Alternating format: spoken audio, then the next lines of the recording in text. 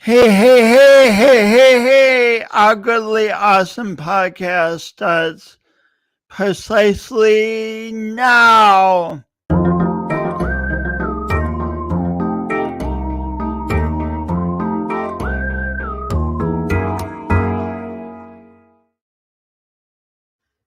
Hey, today I have the pleasure of having Anne and Veronica on the show. Let me tell you a little about Anne and Veronica. Anne and Veronica are teachers in the field of transformation. Check this out. They share a combined 30 years of knowledge and experience in health, energy, emotional healing, and intuitive abilities. Anne and Veronica help others create positive changes in their lives, starting from within.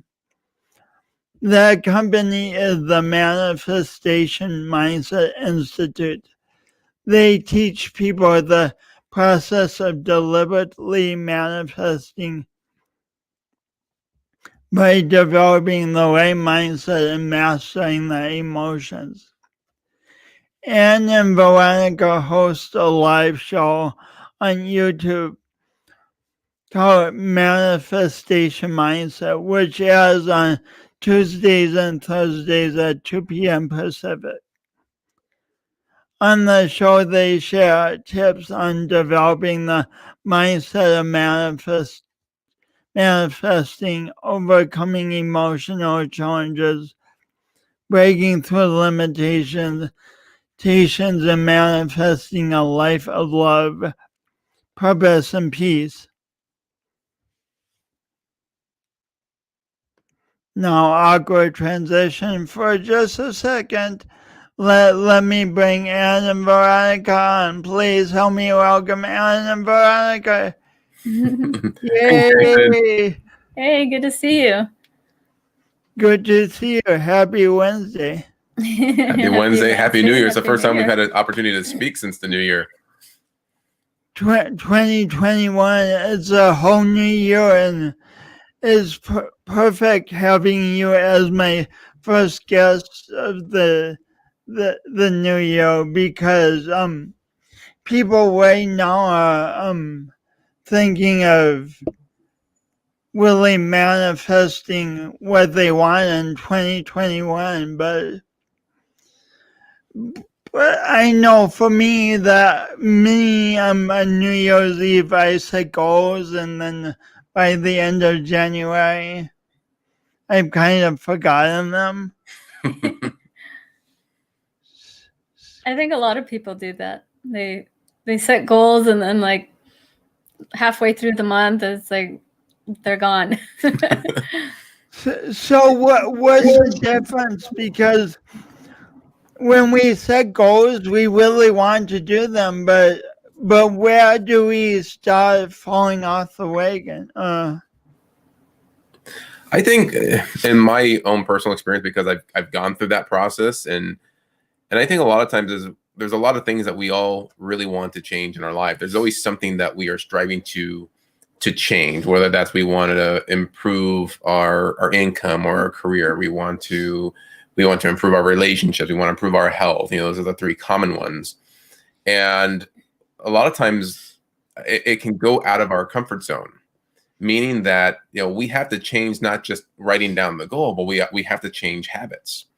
And that becomes a really big challenge for people, because unless it's something that they truly, really want, that something's really driving them to go for that goal, it's so easy to just fall back into our old habits when the first challenge arises.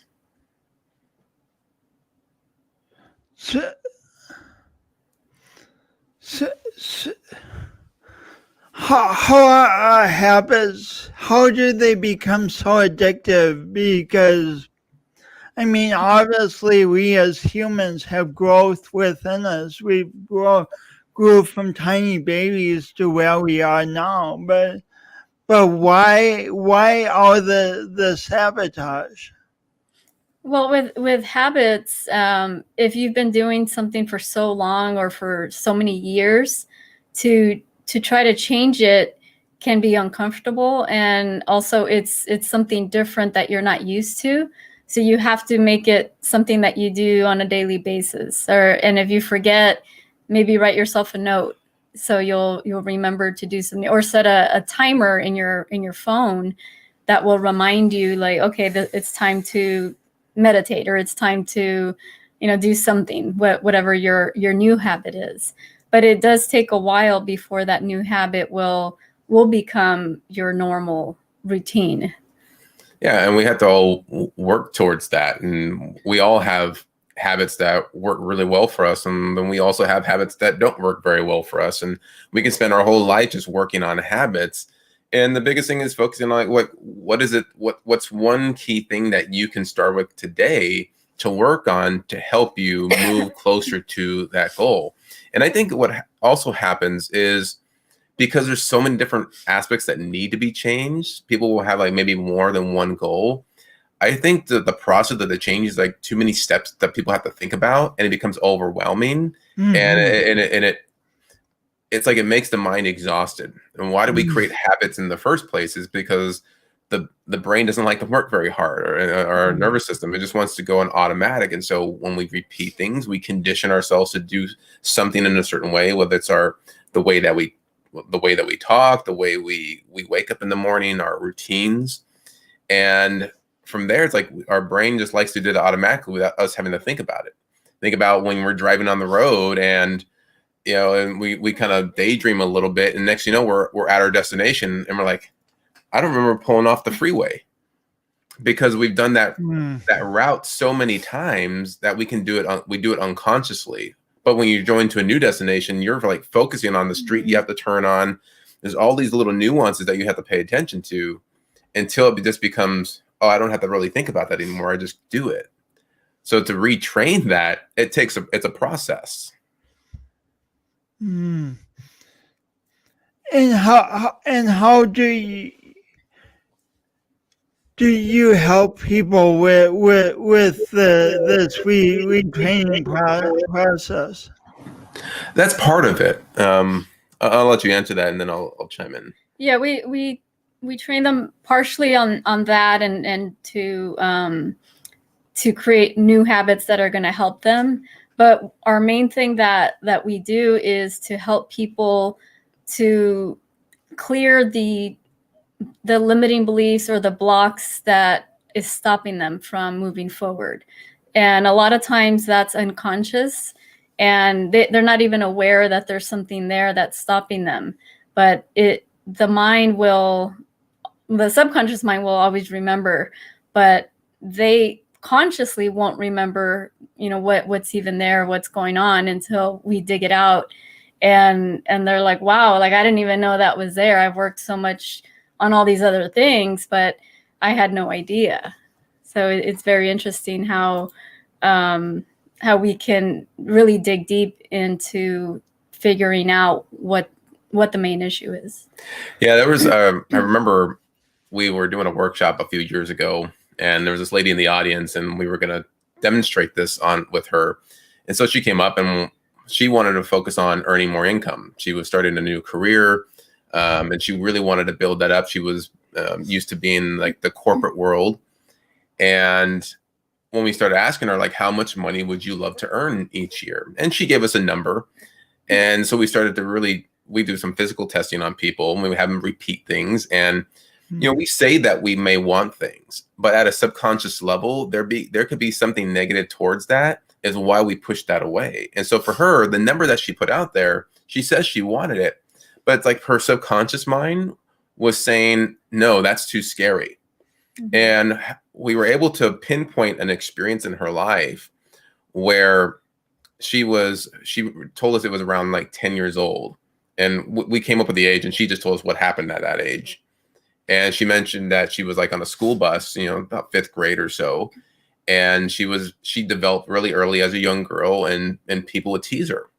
And all the boys and all the girls would make fun of her on the school bus, and because of who she was. And that was really devastating for her. And she even started tearing up as she started telling us the story. And we allowed her to process that. And the association that was happening was she had a fear of being exposed, to be seen, to have people being in the spotlight. And as if you're an entrepreneur, what's one of the biggest things that you have to do? You got to put yourself out there. You got to market yourself. You got to maybe do presentations, speak in front of people. So she's got this underlying fear when she says she wants to go out and be an entrepreneur and earn more money. But that fear right there was really hindering her, because, oh my God, what if I become seen? What if people tease and make fun of me or criticize me or ridicule me? And we all have these concepts, but that was what was going on in her mind. She just didn't know it. Yeah, it was that fear of judgment. And I can attest that you two are really good at this. Like I signed up for a session with you last February, I think, and I came in the same way as the woman you're describing, that wanting to earn more money, and before long we were talking about my friend getting hit by a bike and dying when I'm in fifth grade, and how much that changed my perspective of life, and I almost wouldn't allow myself to be free and take risks because of that. And in a very short time, very elegantly, you two pointed that out to me, and it's been transformative. Awesome. That's awesome. I want to say hi to Steve. Steve joining with us. Hi, Steve. Steve was asking if we're using muscle testing, and yes, we definitely do muscle testing, because I love how the body will just tell us what's going on, and we don't have to guess or think. So that's things I used to use in my practice when I was in the clinical field, and we still use it to this day, and it helps us with our clients when we work with them, and it's been a great tool for us. And what I love is one of my yoga teachers always used to say, Joe Johnson always used to say, you don't have to believe in rain to get wet. And I mean, I don't know that much about muscle testing and don't use it in my daily life, but I saw that when you guys were coaching me, that whatever your relationship with muscle testing is, it worked, and it works fast. Yeah, and that's one reason why we still continue to use it, because we want to make sure that we can get there as quickly as possible, because if someone's really trying to achieve a goal, if they're struggling with something right now, is how long do we really need to wait to be able to address the issue? We can address it within 15 minutes or less. That's why we use that process. And then there's a lot of great tools out there, and there's so many different ways to get to the same destination. But we all find where we stand out the most, and that's where we use that tool. And also, the conscious mind tries to get in the way and talk its way around what the main issue is. But by doing it that way, we're able to pinpoint, okay, we're not on the right, we're not in the right section. So then let's bring you back to what the main issue is. So like, you could, if you were just just going with someone's conscious mind, it sounds like it could be like a wild goose chase that would go on for hours and hours. Yeah. And one of the biggest things that we found, and why we even got into this field, just a brief background, I'll try to be as quick as I can, is I came from the chiropractic world, and I was a healer, and I got used to and introduced to muscle testing and nutritional therapies, emotional work, and I just found that a lot of the clients and patients that were coming to see me for whatever physical ailment that they were having, a lot of it that we were able to test and identify was because of emotional stress, things that were happening in their life, whether it was in their relationships, they were having troubles there, they were having financial worries or fears because maybe they lost their job or they were changing directions. There's so many different factors, but because they weren't able to learn how to express what they were feeling, all of that emotional energy was manifesting in their body in a physical form. And I had my own personal experiences with it to really dive into it. And then when Veronica and I started working with each other, she was, doing energy healing work, and she can actually feel like the emotions that people hold on to. And so we combined our talents together because, again, how can we get there quicker if we can identify the issue, the deeper issue, by what she feels and what we can test. And it's like we go straight to it without having to go around the corner. And it's been really helpful for us to do it that way. I know when I listen to accomplished people like yourself, sometimes when I'm sitting at home, I'm like, well, they were just born healers. They were just born with all this knowledge. This is so natural for them. But was it like that, or was it a journey? Veronica, you're laughing. It's been a journey. I think when I was younger, I could feel people, but I wasn't aware of it until, when was it? Till like 2011. I got trained in Reiki, and as I was working with people, I started feeling like aches and pains in my body, and I knew it wasn't me because I didn't have the pains there before. So then I would confirm with the person, and I would ask, is there anything going on in this part of your body? And they're like, oh yeah, this is going on. And it's just interesting, after going through those experiences, that I'm like, wow, like I didn't know I could feel people's pain in their body, but then also their emotions. After Aaron and I started working together, I could feel their emotional pain as well. So that's why it was easy for us to pinpoint which direction or what the main issue was with what was going on with them. And for the most part, it was emotional issues.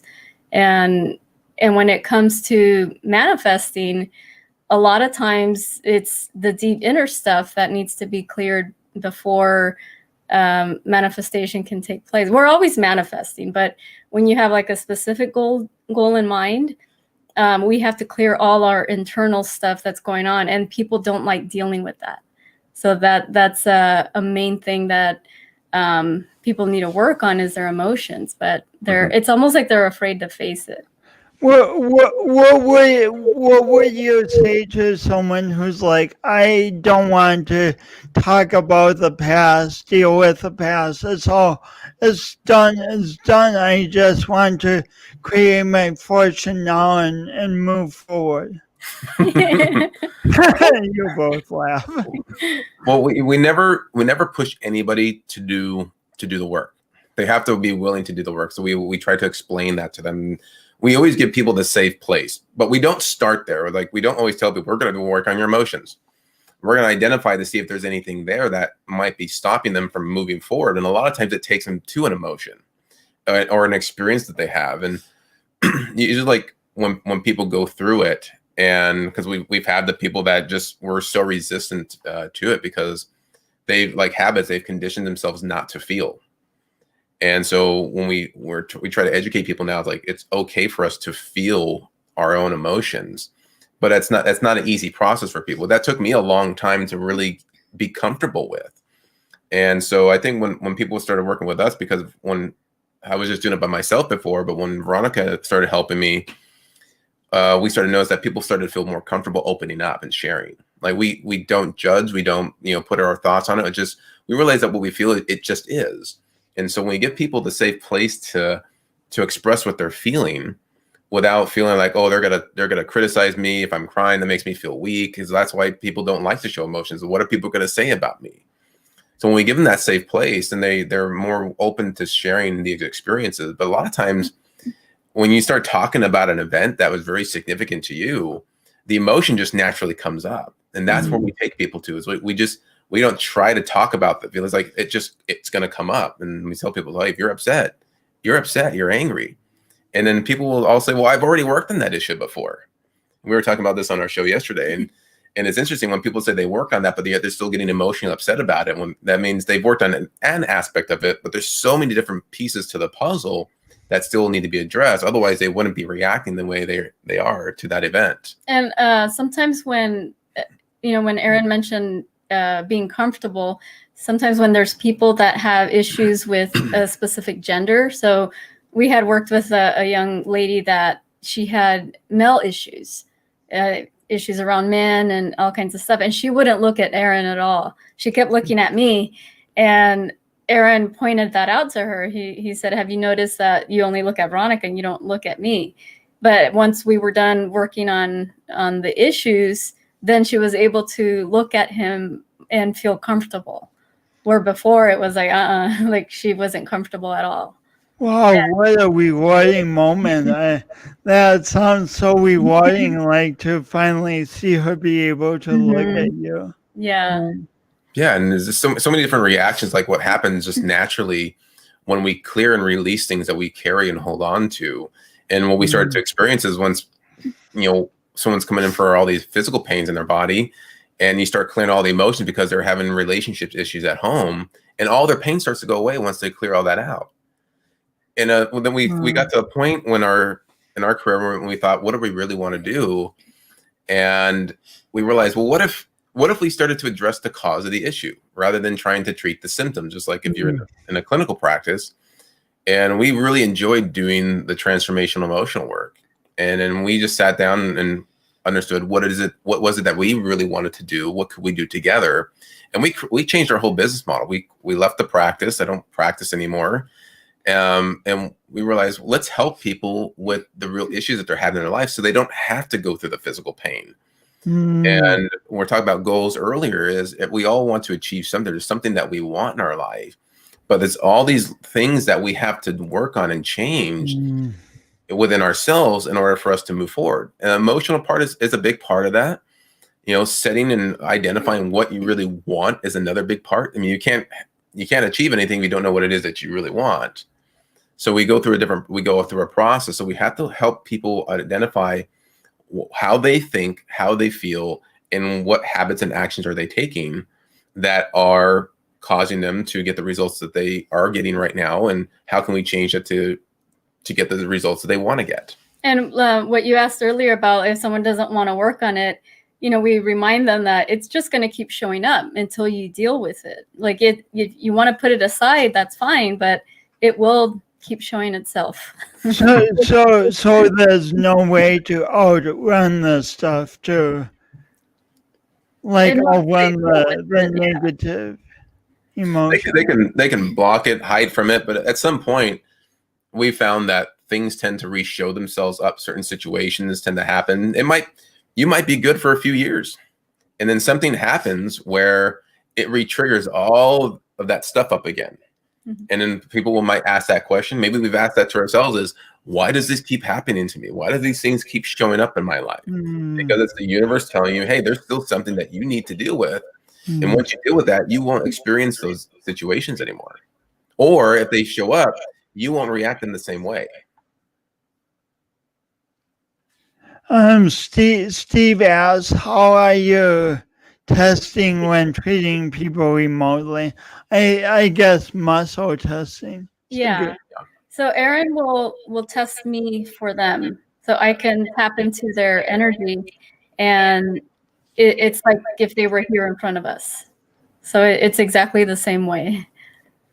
Well, can I ask you a side question on? Sure. Like, I mean, so many people, including me, are highly sensitive in some regards. Since you're so highly sensitive, Veronica, how do you put boundaries around that? Because there's always someone somewhere in pain. going through emotional turmoil? Yeah, I don't hold on to the emotions that I feel from the other person. So even though I could feel it in the moment, I don't hold on to it. So I just allow anything just to go through, feel it, and let it go. How did you learn? How did you learn how to feel it and let it go? Well, when I'm working on someone, it's just I focus on them and I allow myself to feel it and release it. But you can also visualize just like a light going through your body and just cleansing everything out. So kind of pushing it out. And that way you're not holding on to it. And because some people that are very sensitive can get affected by it. But what I've learned is by working on my own stuff and clearing out as much of emotional stuff that was there for me, it really helps me to really separate a lot of the emotional stuff between another person. And that's very important too. And I identified that a few years ago when I was working out of a hospital, and I was seeing all kinds of patients from chronic disease, a lot of cancer patients. And I found that cancer is usually it's things that people really holding on to, represents something that's eating them on the inside. And I was doing a lot of this work with them, and all their stuff started to come out. And I remember after like doing this for a few months, there was to a point where I felt burnt out, and I just trying to just get up out of the bed and go to work was just like was daunting. My energy was drained, and I just didn't know what it was. And I remember I went to an event, and it was a time for me to work on me. And I spent like a few days just clearing out stuff that I was holding on to. And I remember after that, I felt so refreshed. My energy had just been jolted back up again. And when I came back, I was still working on the same issues with people. I felt like I wasn't being affected by it as much anymore. And that's when it dawned on me was a lot of times when we start to feel, we feel like, oh, I'm soaking up their energy. There's a part of that, but another part of that is a lot of times people will trigger and bring up your stuff. And things that the experiences that these people were telling me was hitting me at an emotional level, because something that associated that I resonated with within them, and it started to bring up my stuff. And when I didn't deal with it, it was taking a lot of my energy. So the more that we can clear and heal ourselves on the inside, maybe there's people that we need to forgive. Maybe we need to let go of old things that we haven't let go of. Letting go of angers, resentments, fears, and worries. If people are in a grieving process, is allow yourself to at least go through that process until you can. But some people don't even take their time to grieve when there's something very, very tragic that happens to them. And so we tell people, it's like because Veronica, we work on ourselves constantly and for years. And when I mean constantly, like it never goes away. You're always going to work on stuff, because you have different experiences every single day. So you work on yourselves like once a month? Probably more than that. Sometimes weekly. Yeah. I was joking a little bit there, because a minute ago you said constantly. So would you say this is more of a daily practice? Yeah, like we just pay attention to when something shows up, and we'll work on it, but we won't wait and like for forever to show up. And like we were working on stuff just even yesterday or the day before. And especially when we want to move into something new, we want to make sure that there's nothing that can get in the way energetically that stops us from taking that step forward. So sometimes we'll take a break. We might be good for a few weeks, and then something shows up. Hey, let's work on that. Yeah, we want to make sure that we got all the sides covered, because it's like, if you can picture a diamond, how the diamond has different cuts, different angles, and that's the same with events that happen in our life that create triggers. So there's a specific event, but there's so many different angles of things that need to be worked on. So one emotion could be anger. So I'm angry because this happened. But then the next layer would be, oh, now I feel sad because they said this to me. So there's so many different angles to one situation. and that's how we will try to cover every single angle in regards to an issue. That's a beautiful metaphor. And it's amazing we're talking about this today because whatever side of any issue anyone's on, we all can agree that there's a lot going on in the news today. Mhm. So how can people be proactive today as emotions come up about everything that's going on? Well, if you're sucked into the news, and by watching the news, if it makes you feel bad, I would suggest turn off the news. It's okay to be informed, but the moment you start getting emotionally involved and angry with everything that's going on, it's probably best to turn that off and listen or watch something that's more positive, that's going to make you feel good. Because especially if you're working towards your goals, you know how it's the new year, everyone has goals that they want to accomplish. If you're feeding your mind with negativity, that's, in my perspective, that's putting you back. So it's like a setback.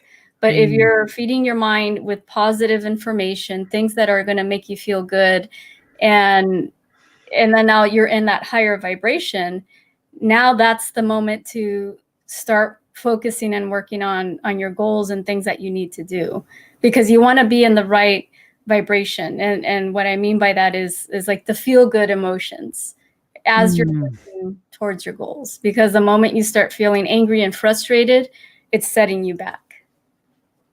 It's such a good point you have, Veronica. So often it's easy to feel like, oh my gosh, this news is so much and so much, but your point is it's a choice how much we watch the news or don't watch the news, or put something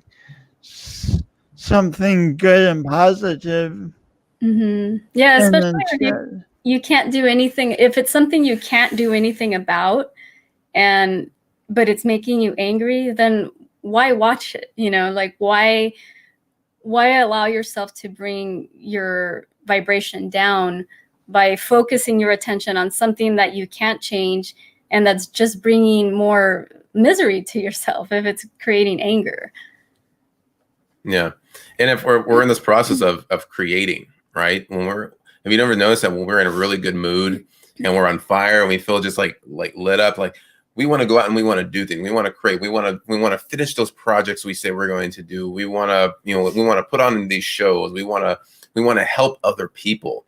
When we feel good, you are in a creative state. And when we start to feel bad or depressed or angry about something, sometimes you don't feel like you want to do anything.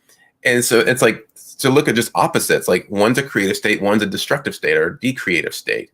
And so when we're trying to move towards our goals and what it is we want to accomplish, whether small or even just large dreams and visions that we have, is the more that I can be in that creative state, and it's a practice, and you have to condition yourself to do that. Such things as, I'm only going to watch the news to be informed for a little bit, but most of the time I'm going to turn it off because I don't want anything to put me into that state. Now, is there going to be times when you get bogged down or upset or sad about something? Absolutely. That's part of being human. We have emotions, and our emotions are there to show us when we're on track or when we're off track. If something upsets us, that's the signal telling you, hey, something needs to change here. When we're feeling good, keep doing that. Keep going towards what makes you feel better. And so when we're in those states, is we have to deal with our emotions when they come up. But the key is, when you get knocked down once in a while, is how long does it take you to get back up? That is, do you stay in anger or depression for months? And some people do that. They stay in that state for like most of their life, as opposed to, I'm going to feel this. I'm going to do whatever I need to do to help me feel better as quickly as possible. And maybe that quickness could be 2 or 3 days rather than a month. Maybe. And we had one person that told us that when we were working with him, he used to get in these depressive states, and he'd be there for like a month once he got into it, and it affected his business and everything. Yeah, he was at the point of suicide before we worked on him, because he just went down this downward spiral. And after working on him, then he mentioned to us that that's the happiest he's ever felt, most of his life. Wow. And it was amazing to see that. And if he felt those emotions again, he said it would last about a day, not a whole month. Yeah. Oh. And so it's like we have to also give ourselves a little bit of a break, that we can't beat ourselves up when we start when we feel bad at some point. We will. The thing is, like, are you willing to ask for help? Are you willing to reach out and tune into what you're feeling and process that? And that's what we do for people. We help them to process what they're feeling, what they still might be holding on to, so that way they don't carry that tomorrow or the next day into the new goals that they want to set. So if someone, and I'm sure some people are so excited, like I want to get a hold of Veronica and Anne and start talking about this stuff. What's the best way for them to contact you? People can contact through us. If you're watching here on Facebook, you can find us at Aaron and Veronica on Facebook. You can private message us if there's anything you want to share with us or you need help with. You can contact us there. Even though it's still in the works and we're putting some things together. In fact, my goal is this week to get a few things done. Our website is manifestationmindsetinstitute.com. And we're putting a bunch of different programs and work together this year. So we have a lot of new things coming up. So we want you guys to stay tuned. And then the last thing is, if you guys want to follow us even on our show and the things that we talk about, you can follow us on our YouTube page and just go to aaronveronica.com. And that'll take you to our YouTube page. You can subscribe and follow us with everything that we're doing. That's a lot. Dude. I'll get it up.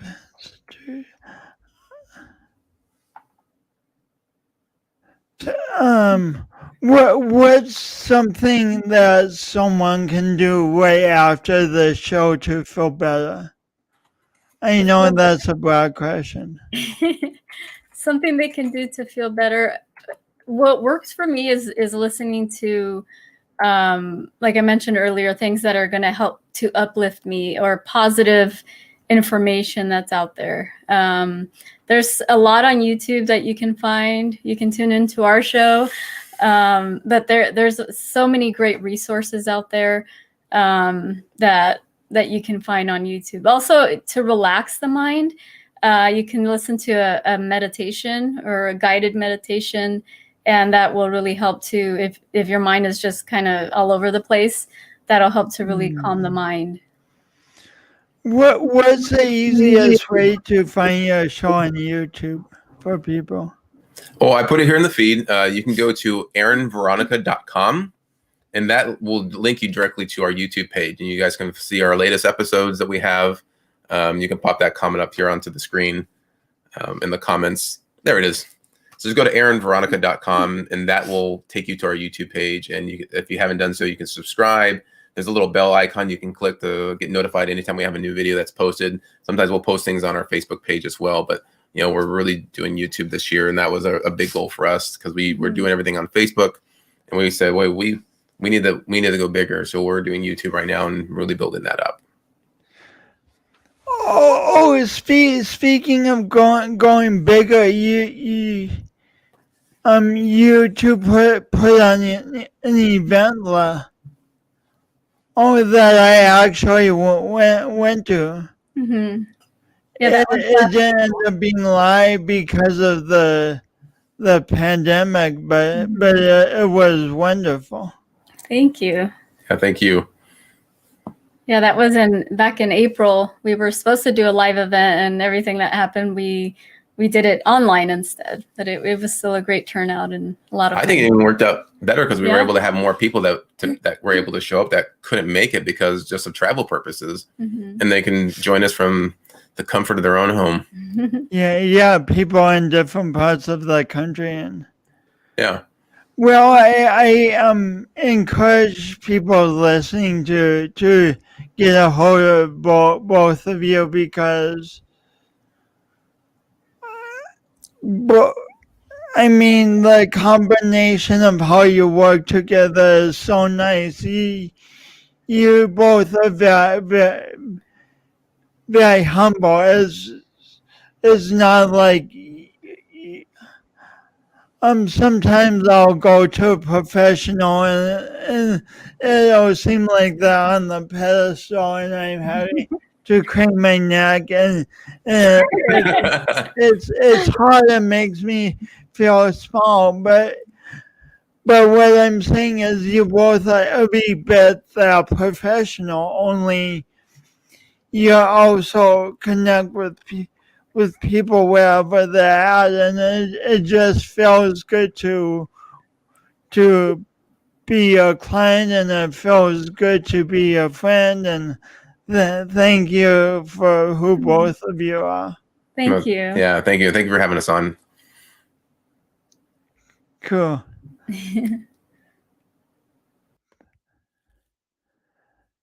Now the ending in not a seamless fashion. Oh, right here it is. Okay. Ready, set, the ending.